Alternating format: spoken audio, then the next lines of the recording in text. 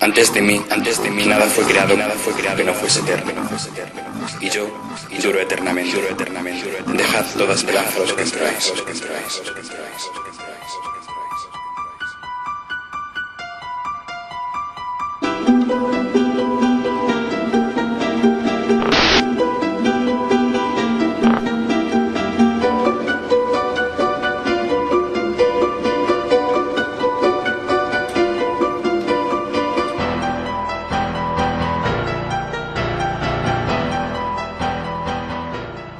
La muerte es uno de los temas que más ha inquietado a la humanidad desde la prehistoria. El hecho de no saber qué puede haber más allá, el hecho de no querer reconocer en la muerte el posible final de la existencia, ha originado múltiples hipótesis sobre mundos de ultratumba, diferentes todos ellos, pero a la vez similares.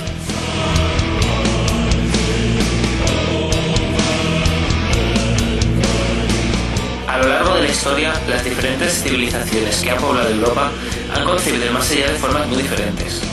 Nuestro trabajo intentará desentrañar los misterios que escondió la muerte para las tres tradiciones que, sucesivamente, más han influido en la forma de vivir y de pensar del Occidente: la cultura griega, la cultura romana y la cultura cristiana.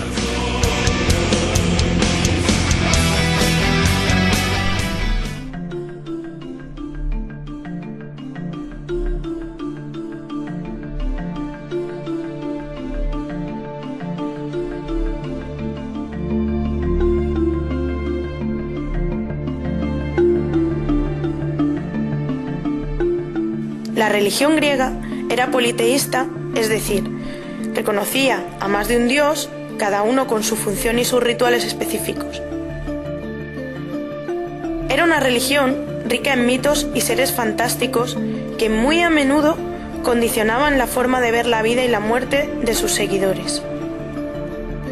Así, el ritual del enterramiento en Grecia estaba muy subordinado a las creencias mitológicas. Se ponía mucho cuidado a la hora de preparar el cadáver para las exequias. Después de cerrarle los ojos al cadáver, le ponían una moneda en la boca que le serviría para pagar el viaje a través de Aqueronte, el río infernal. Después de limpiar, perfumar y vestir de blanco al difunto, su cuerpo se exponía en el vestíbulo de la casa durante 2 días de velatorio. Al amanecer del tercer día, una comitiva fúnebre acompañaba al difunto en procesión hasta la necrópolis. Allí, el cuerpo era sepultado o incinerado, pero, aunque fuese incinerado, sus cenizas se enterraban debido a la creencia que situaba el mundo de los muertos bajo tierra. Los muertos eran honrados periódicamente en ceremonias que incluían rezos y libaciones, ofrendas de alimentos a los difuntos, ya que se creía que estos necesitaban alimentarse más allá de la muerte. El viaje hacia el más allá, según la creencia griega, comenzaba teniendo como guías a Thanatos, personificación de la muerte, y a su hermano Hypnos, representación del sueño, o al dios Hermes, mensajero de los dioses y, entre otras cosas, dios de los caminos. Era esta cualidad de conocedor de caminos la que facilitaba a Hermes el hecho de guiar el alma del difunto hasta el Hades, concretamente hasta la orilla del río Aqueronte, donde el alma tomaba la barca de Caronte en dirección al país de los muertos, gobernado por Hades. En el Hades había 3 jueces. Estos jueces decidían, tras valorar los actos en vida del difunto, el lugar que les correspondía en el inframundo. Los campos elíseos, lugar de dicha continua, donde las almas perdían la memoria tras beber del río Leteo para pasar a gozar de una existencia pura y alegre, o el Tártaro, lugar donde aquellos que habían cometido algún delito eran torturados sin piedad por unas fieras mitológicas llamadas Euménides. Pero el delito que conllevaba el mayor castigo era la ofensa a los dioses, que implicaba la ira de las divinidades, la némesis. Además, algunas creencias ligadas al culto a Orfeo defendían la reencarnación, creyendo que el alma se iba purificando hasta el día en que pudiese regresar al lado de los dioses.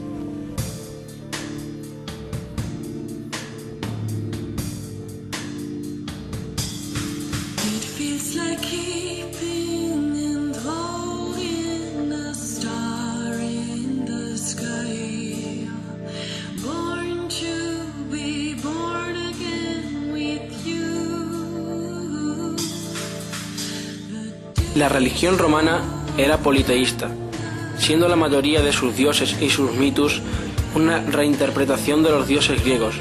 La religión romana se hizo más y más compleja a medida que el imperio se expandía, ya que en vez de imponer sus creencias, los romanos adoptaban como propias las creencias de los pueblos que ocupaban.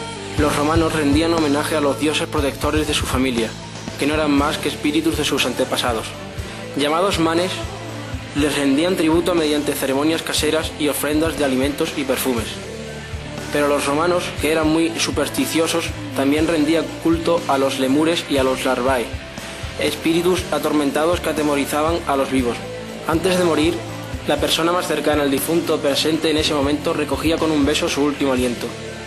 A continuación, todos los presentes gritaban el nombre del desaparecido para, a continuación, lavarlo, ungirlo en aceites y vestirlo con sus mejores ropas. Durante el velatorio, los presentes gritaban y se autolesionaban como muestras de dolor. La pompa o comitiva fúnebre en Roma estaba limitada a las personas acomodadas. Durante esta procesión, al difunto le acompañaban músicos, plañideras y los bustos de sus antepasados, así como un maniquí que simbolizaba al difunto en vida.